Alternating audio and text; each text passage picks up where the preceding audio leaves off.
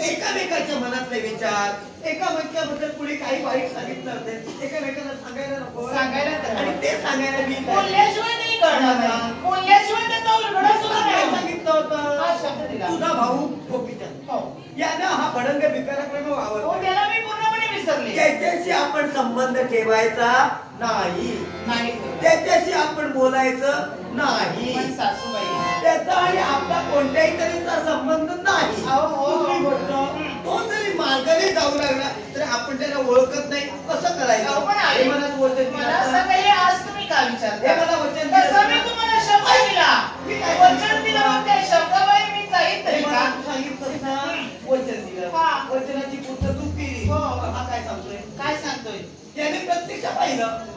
तू तुझ्या हातात भोजनाचं ताट घेतलं होतं काय आणि अरण्याच्या ठिकाणी गेली आता मला कळालं आमच्या दोघात वाटण निर्माण व्हायला तेढ निर्माण व्हायला हवं म्हणून तेढे डाव करण्यासाठी आज तयार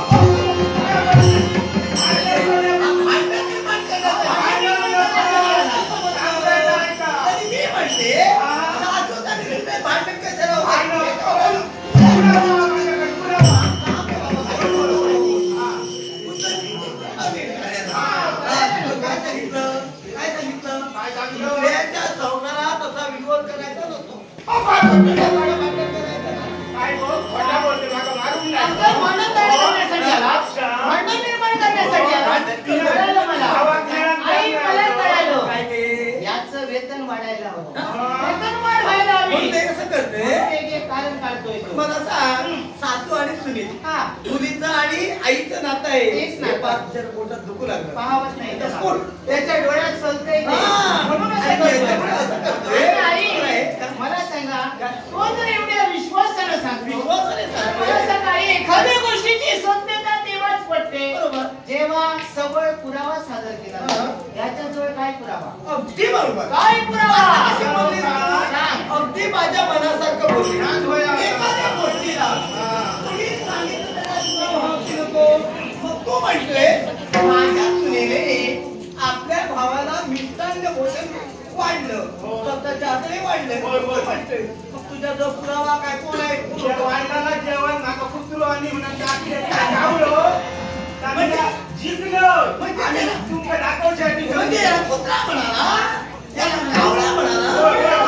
तो म्हणतोय हा म्हणाला तो गावडा आणि पुत्र काय म्हणजे घरात बनवलेलं जेवण आपलं पोट भरायला हवं म्हणून चोरी करून घेऊन आला भराई नाही होत कोणा भराई होत चंपावती बरोबर ज्या भावावर तो आतापर्यंत